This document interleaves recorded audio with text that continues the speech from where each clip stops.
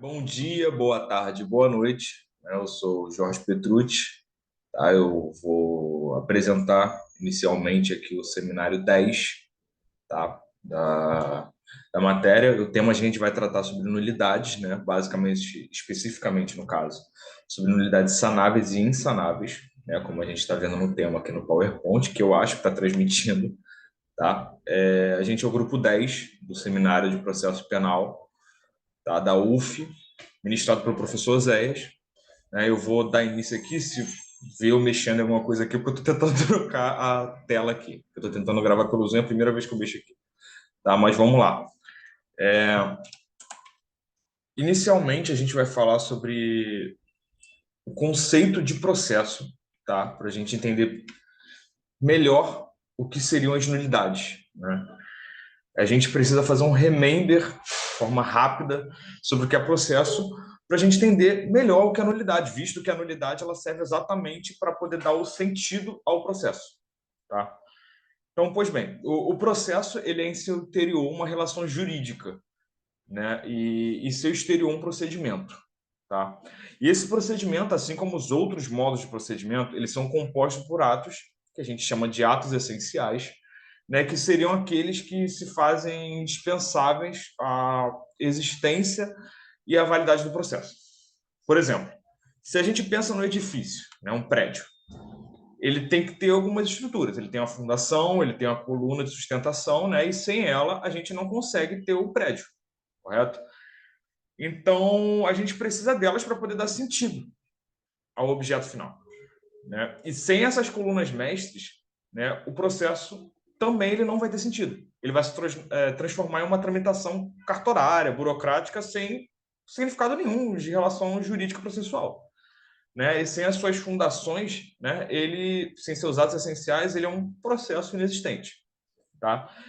Então, por vezes, o processo penal, no processo penal, a gente se depara diante de algumas situações na qual ocorrem violações de alguma norma processual, né? Por exemplo, na nossa doutrina, a gente se refere a estes defeitos, né, como meras irregularidades, atos inexistentes ou nulidades, que é o que vamos tratar aqui nesse trabalho hoje.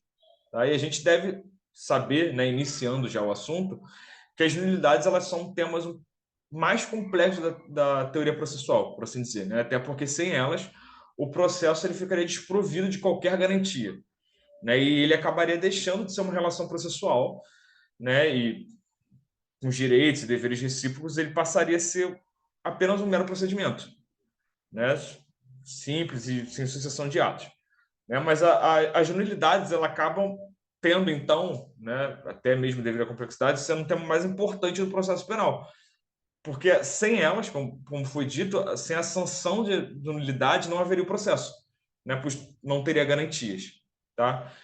E como a gente sabe, o processo em si, né, ele encampa determinada solenidade, né, para a qual também a lei ela acaba reservando certas formalidades, né, com o intuito de garantir que a realização plena do devido processo legal, né, e por esse ser um tema de extrema importância, né, e dotado de controvérsias, né, é que o nosso Código de Processo Penal, tá, ele regula as nulidades com 11 artigos, né, que seriam, como está exposto aí no PowerPoint, entre o artigo 563 ao 573. Tá? Sendo que um desses somente, o artigo 564, que eu deixei reservado aí no cantinho, ele fala quando que vai haver a nulidade. Né? Os outros 10, eles basicamente fazem a previsão de quando não terá nulidade, né? Quando não haverá. Ou então, quando a mesma ela não pode ser declarada, ou de como ela é consertada. Né? Ela acaba optando por falar sobre esses preceitos, né, da nulidade, a fim de aclarar, né, de uma forma melhor esse tema complexo. Então, ela pode ser conceituada, né, a nulidade de forma, como posso explicar, de forma basicamente, né, a nulidade, ela então, a fim de conceituar melhor aqui, ela pode ser posta como um defeito jurídico, né, que acaba tornando inválido ou destituído de valor, né, um ato de um processo. né, seja de forma total ou parcial, que é um assunto que a gente vai entender melhor um pouco aqui para frente agora, tá bom? Então, pessoal, como nós já vimos, as prerrogativas de nulidade elas são tratadas extensivamente no artigo 564 do Código de Processo Penal e elas vão ser divididas em nulidade absoluta e relativa. É, nulidade absoluta ela é caracterizada justamente pelo maior tom de gravidade, né? Isso vai ter algumas consequências no processo penal que eu vou tratar mais à frente. Mas, bom, basicamente, como nós podemos separar a, as questões de nulidade absoluta das questões de nulidade relativa? Bom, basicamente a gente está tratando de, quando fala de nulidade absoluta, de quebra de garantia constitucional e norma de caráter público. Então a gente está falando de uma infração do direito do réu maior do que nos termos da nulidade relativa, ou seja, isso vai ter um impacto também diferenciado no curso do processo penal, como eu vou tratar mais à frente. Bom, baseado no artigo 562, né, a gente também pode caracterizar as normas de. A gente pode caracterizar a nulidade absoluta como aqueles temas, né, aquelas prerrogativas do artigo 562 que não estão sujeitas ao artigo 572 do Código de Processo Penal. Ou seja, a gente está falando basicamente do item 1, 2, 3, A, B, C, F, I, J, K, L, M, N, O, P e o 4. Né? É um hall bem extenso de prerrogativas que vão desde incompetência do juiz ou suspeição em cima do juiz, né? Ele pode ser uma parte interessada no processo, até a inexistência de exame de corpo e delito nos crimes que deixam vestígios, né? Que seria um pré-requisito essencial também para o curso do processo penal. Para citar mais um exemplo também, a gente poderia falar que a presença de menos de 15 jurados no júri, também um critério mais técnico, também estaria contido aqui numa hipótese de nulidade absoluta. Qual o impacto processual da nulidade absoluta frente à nulidade relativa? Bom, basicamente é porque ela pode ser arguida a qualquer momento e ela também pode ser reconhecida de ofício pelo julgador, ou seja, o efeito dela é mais intempestivo e mais severo também. Ou seja, é um item de atenção para todo advogado que esteja em curso, né, algum processo como representante, dado que ela pode ser um vértice muito poderoso ali para transformar, né, o curso de um processo. Então, vale ficar atento a todos esses itens. Em torno da nulidade absoluta também existe um debate doutrinário. Por quê? Basicamente, a nulidade absoluta, ela meio que ela tem um significado em si, né? E ela é muito mais grave também do que a nulidade relativa.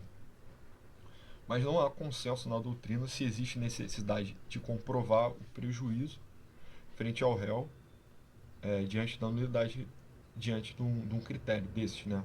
Ou seja, como a gente está falando de garantias constitucionais e normas de caráter público, existe uma parte da doutrina que acredita que a nulidade absoluta ela é um ato em si. Você, basicamente, você vai pleitear esse ato de nulidade e o efeito dele vai ser imediato, sem necessidade de você arguir sobre quão cabível ele é ou se a extensão do dano que ele proporciona ao réu. Entretanto, o STF já sinalizou algumas vezes, né, que na verdade existe sim uma necessidade de seguir-se com a justificativa independente do caso seja nulidade absoluta ou nulidade relativa.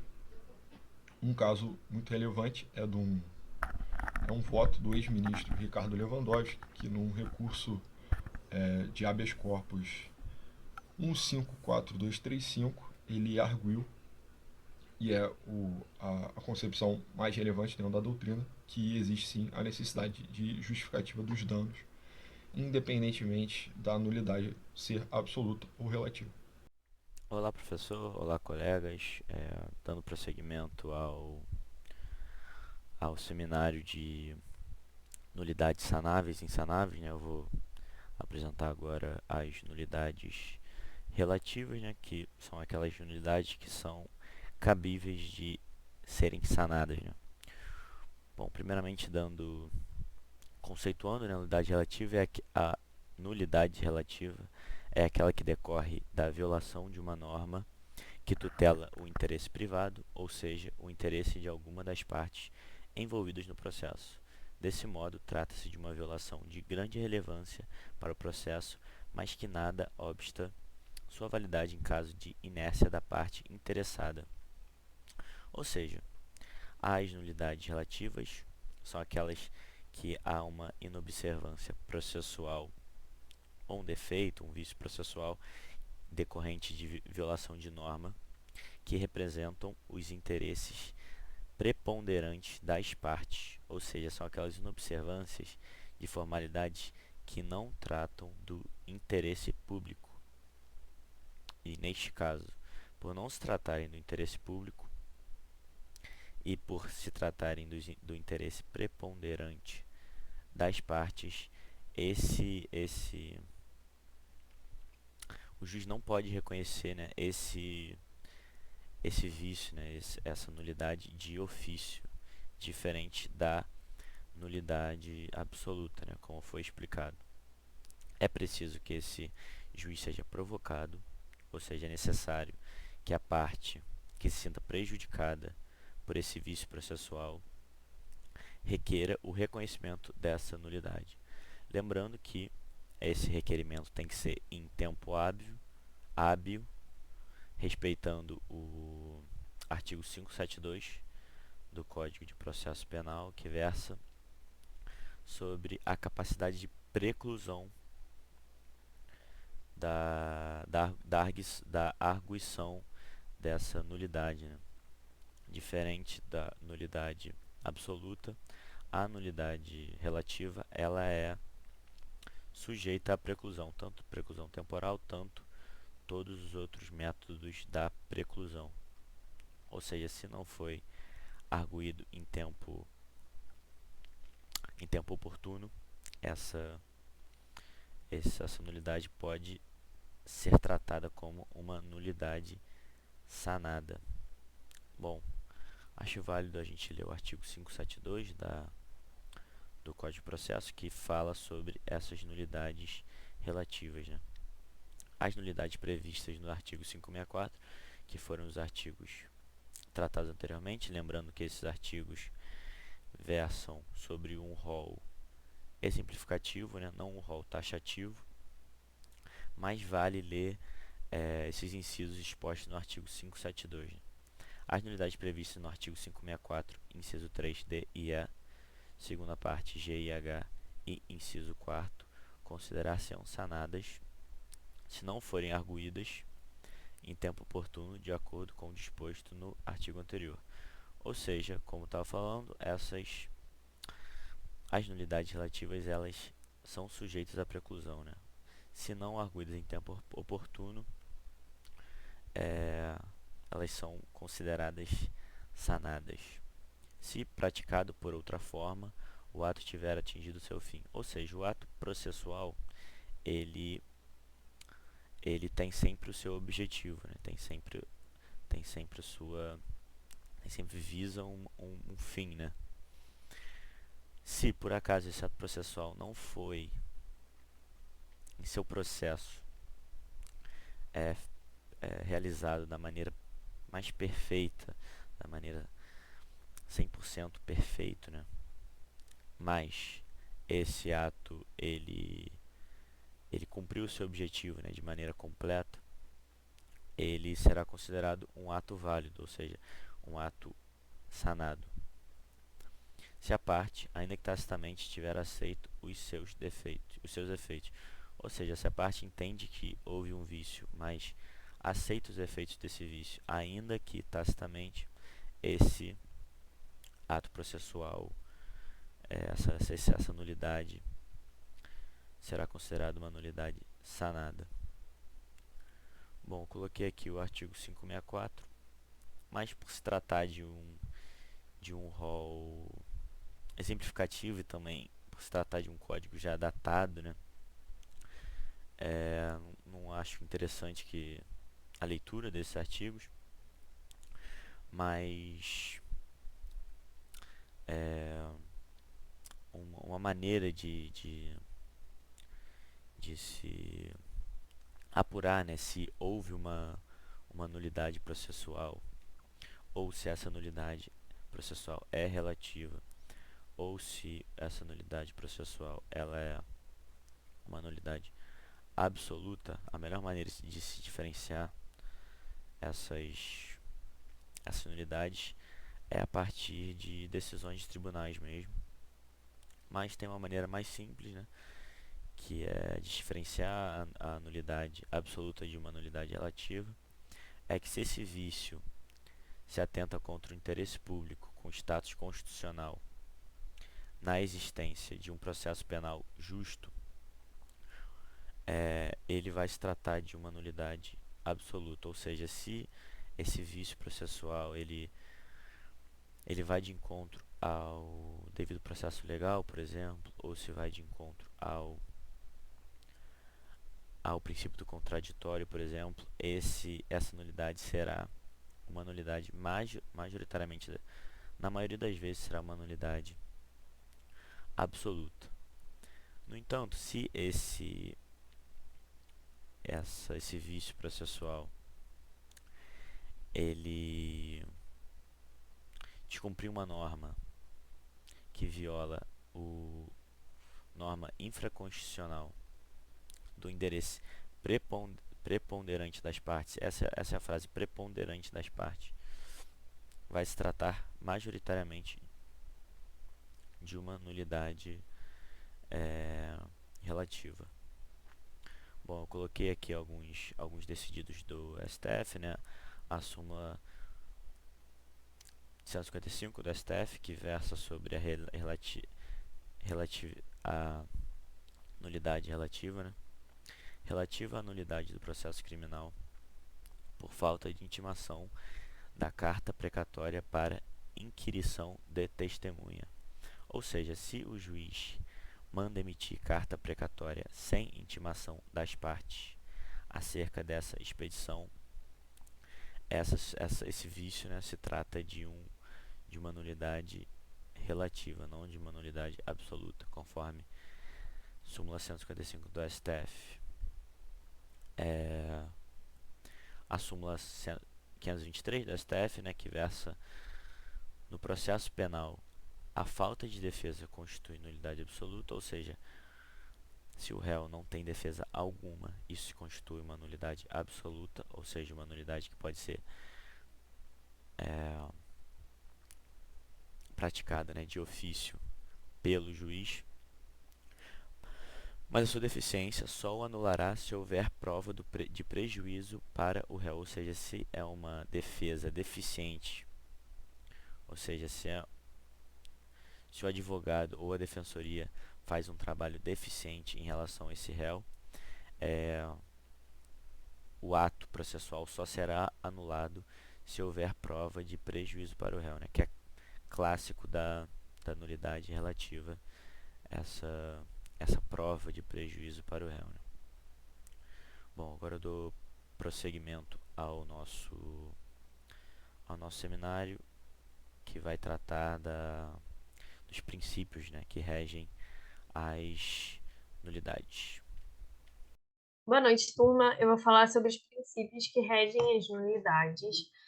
O primeiro princípio que eu vou falar é sobre o princípio da tipicidade das formas. O primeiro princípio, ele rege os atos processuais e, consequentemente, o das nulidades, que é a tipicidade das formas, que poderia ser assim formulado. Ou seja, formulado no seguinte sentido, de que o Código prevê quais os atos que devem ser praticados e como devem ser praticados, devendo esse modelo ser respeitado. A afronta à tipicidade legal constitui nulidade conforme prevista no artigo 564, inciso 4 do Código de Processo Penal, que diz que a nulidade ocorrerá nos seguintes casos. Segundo o inciso 4º, por omissão de formalidade que constitui elementos essencial do ato.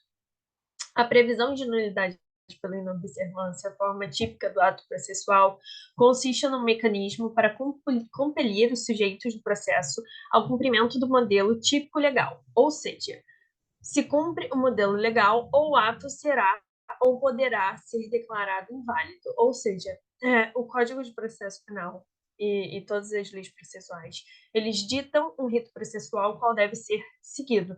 Caso esse rito processual não seja observado, ele não seja cumprido, esses atos, então, correm o risco e devem, né, no caso, ser declarados nulos. Já o segundo princípio é o princípio do prejuízo da instrumentalidade das formas. A forma, o lugar e o tempo dos atos processuais são determinados com critério teleológico, ou seja, com o objetivo de assegurar certos bens jurídicos que a lei reputa politicamente necessários ou tecnicamente convenientes. Por isso, as formas não são fins em si mesmas, ao contrário, são meios que permitem que o ato atinja seus fins, ou seja, mesmo que em alguns casos possa haver o não cumprimento minucioso, né, de ponto a ponto, de algum tipo de modelo processual, não necessariamente esse ato será invalidado, caso ele, ao fim, tenha cumprido o objetivo que almejava.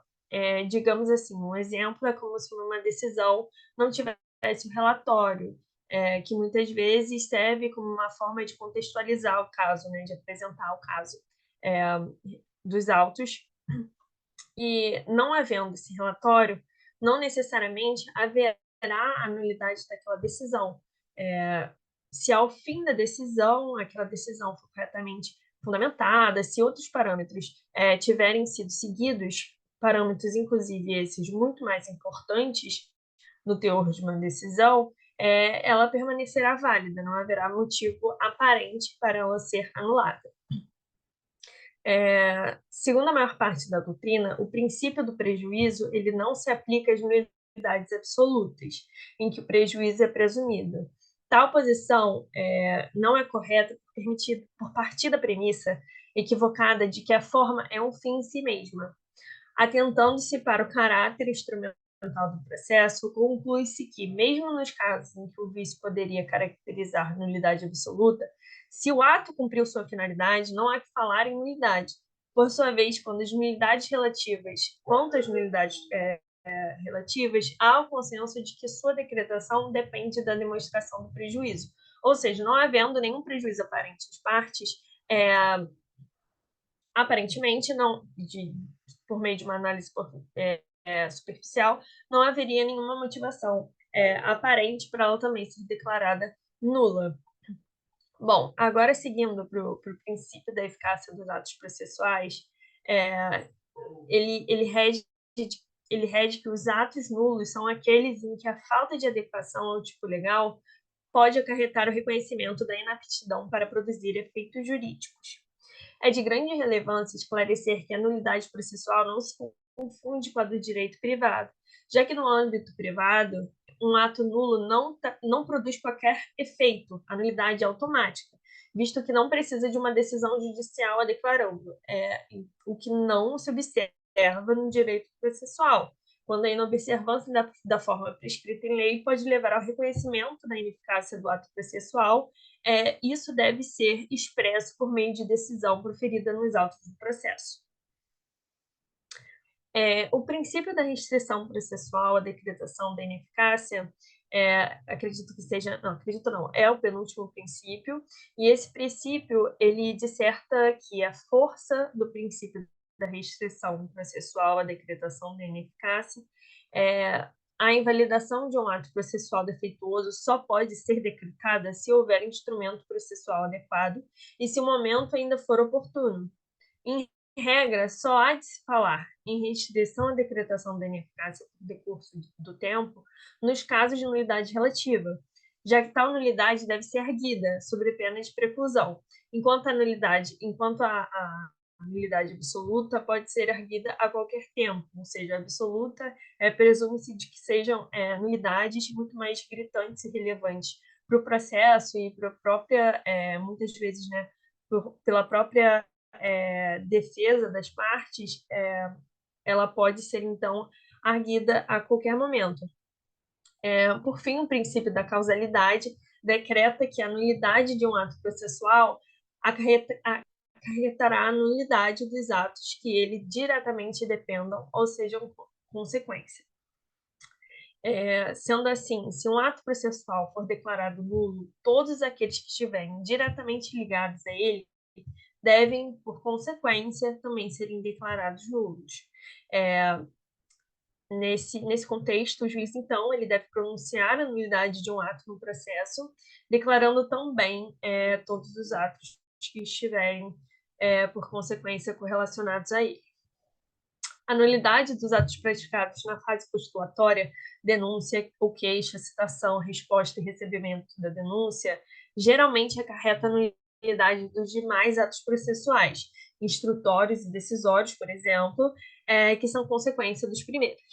Os atos instrutórios, eles visam comprovar o que foi postulado pela acusação ou a tese defensiva, tendo como causa os atos postulatórios que, em regra, não traz como consequência a nulidade de outros atos probatórios praticados posteriormente. A sentença, como ato final do processo, consequência direta de todos os atos anteriores, será sempre nula quando se reconhecer a nulidade de qualquer ato processual anterior, né, por uma análise lógica.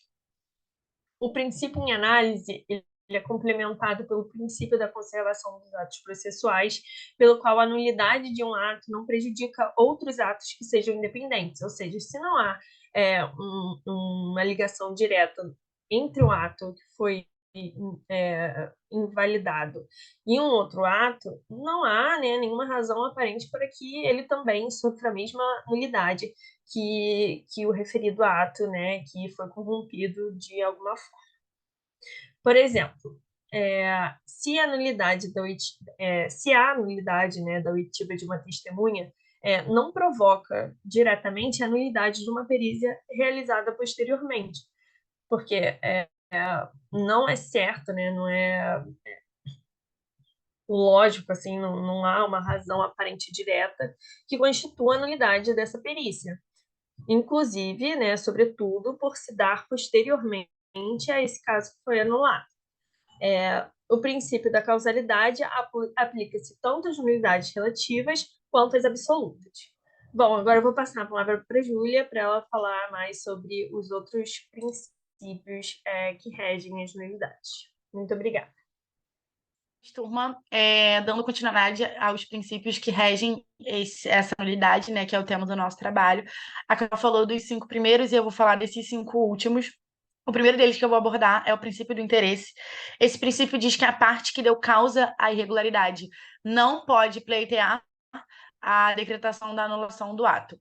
Ele está presente no artigo 565 do Código de Processo Penal, que diz que nenhuma das partes poderá arguir nulidade a que haja dado causa ou para que tenha concorrido. Ou seja, só tem interesse na decretação da nulidade aquele que não tiver dado causa a ela. Vale ressaltar também, assim como eu coloquei no slide, que o princípio ele se aplica apenas às nulidades relativas. Então, quando se trata de nulidades absolutas que se originam da violação de uma forma instituída pelo interesse público, a decretação também se torna do interesse público. Então, o juiz ele pode decretar a nulidade do ato, mesmo que não seja do interesse da parte. O segundo princípio que eu vou abordar é o princípio da conservação dos atos processuais. Esse princípio ele visa flexibilizar o princípio da causalidade que a Carol abordou mais anteriormente, né? A Carol falou sobre o princípio da causalidade, então esse princípio da conservação dos atos processuais acaba tendo uma relação. Como a Carol disse, o princípio da causalidade, ele estabelece que quando declarado nulo o ato processual, deve ser também nulo todos os demais. Então, o princípio da conservação dos atos processuais diz que deve ser preservada essa validade dos atos processuais que não dependem do ato anterior que foi declarado inválido. Então, é basicamente isso. Esses princípios eles estão correlacionados de certa forma e é bem sucinto. Passando para o princípio da lealdade ou da boa-fé, que é o terceiro princípio que eu vou abordar. O princípio da lealdade, que também está presente no artigo 565 do Código Penal, ele está presente na primeira parte do artigo. Ele diz que nenhuma das partes pode arguir nulidade a que haja dado causa ou para a qual tenha concorrido. Ou seja, não tem a necessidade de comprovação de má-fé para poder produzir essa nulidade e posteriormente dela se beneficiar. Então, a lei ela não é clara nesse sentido, mas a gente entende, né, a jurisprudência entende que bastam que as situações em que a parte agiu com mera culpa, sendo negligente, que valha a nulidade. Então, é um princípio que consiste no dever de verdade, vedando-se o emprego de meios fraudulentos, nesse caso que eu botei até no próprio slide, ilícitos processuais.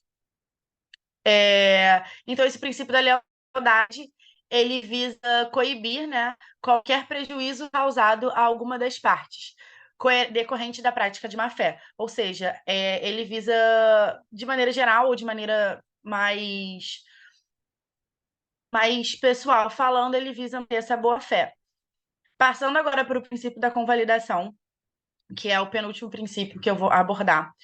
Então, por definição, essa palavra convalidar, né, a palavra convalidação, ela tem o significado de remover o defeito, né? Ou seja, redimir a falha ou sanear determinado vício, para que o ato processual, que foi inicialmente imperfeito, possa ser considerado válido depois de alguns efeitos legais. Então, o princípio da convalidação não é possível declarar a nulidade do ato se o defeito ele puder ser suprido. Então, tem essa relação com a própria definição da palavra, convalidar. Então, são diversas as causas de convalidação, eu botei no slide. A primeira delas diz respeito ao suprimento, a segunda delas diz respeito à ratificação, a terceira delas é sobre a preclusão temporal, preclusão lógica, e, por último, a prolatação da sentença. Já em relação ao último princípio que eu vou abordar, que é o princípio da não preclusão e do não pronunciamento ex officio. As nulidades, elas não precluem e elas não podem ser reconhecidas de maneira independente. Bom, para finalizar, em relação aos princípios que regem a nulidade, o último deles é o princípio da não preclusão e do pronunciamento ex officio. Então, as nulidades, elas não podem ser reconhecidas de formas independentes, ou seja, não tendo a arguição da outra parte. Então, esse princípio ele é aplicado nas nulidades absolutas, em que podem ser reconhecidos por ofício pelo próprio juiz ou tribunal a qualquer tempo, enquanto não tiver transitado em julgado a decisão. Então, esse princípio da não preclusão diz respeito a isso, de não ter transitado em julgado, e do reconhecimento de ofício pelo juiz ou pelo tribunal. A súmula 160 do STF, que inclusive eu botei até no slide, é uma exceção a este princípio, porque a súmula ela não distingue a prova absoluta da prova relativa, então ela cria uma hipótese em que essa nulidade absoluta não pode ser reconhecida ex officio, somente por expressa arguição contrária. Então, esse princípio ele é bem, bem sucinto mesmo, bem, bem simples, e é basicamente isso que eu e a Carol a gente tinha para falar em relação aos princípios que regem as nulidades. E agora a gente vai passar a palavra para o Caio, que vai falar a respeito da jurisprudência do caso concreto. Obrigada. Bom, boa noite, bom dia, boa tarde novamente. Voltando aqui de urgência para tentar resolver um problema técnico que a gente teve com outro integrante que não conseguiu enviar a tempo. Então, vou fazer uma leitura básica aqui do que a gente tinha montado como slide para poder falar sobre, tá?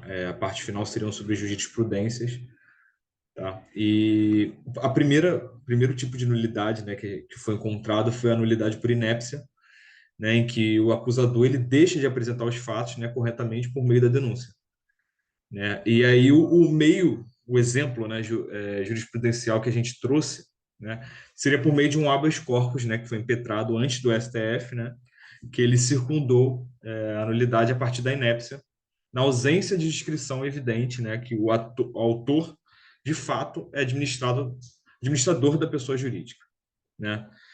A gente tem um outro tipo também, que foi encontrado, que é a nulidade por falta de citação válida, né? E é um outro exemplo jurisprudencial, né, que se apresenta no recurso especial impetrado, né, antes do STJ, onde, nesse caso, a nulidade ela se dá por falta da citação do acusado, né?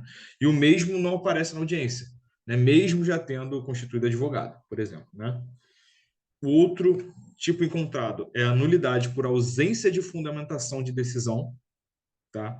Em que, nesse caso, se dá pelo em julgamento do recurso ordinário constitucional, né? E o STJ decide como nula a decisão que dá o juiz, né? Após a resposta à acusação do prosseguimento da ação, sem levar em consideração as questões trazidas, então, pela defesa, né? Esse é mais um caso. E a gente tem o último aqui exposto, que é a nulidade por ausência de autorização judicial para a coleta de conversas privadas em meio eletrônica, né? Que é muito comum em processos de crime de colarinho branco, né? Em tráfico de drogas, né? Onde há apreensão do aparelho celular da pessoa e, posteriori, né, a análise de seus dados sem a prévia autorização legal, né, se impondo nulidade ao processo, né? E, bom, esse aqui a gente encerra, né, o 10º seminário. Queria agradecer ao professor Oséias, que ministrou essa matéria para a gente, que nos deu base para poder estar vindo aqui falar um pouco sobre. E queria agradecer a todo mundo que está assistindo aí. Espero que vocês possam ter aprendido um pouco e entendido um pouco melhor do assunto, tá bom? Gente, boa tarde, bom dia, boa noite. E é isso. Obrigado.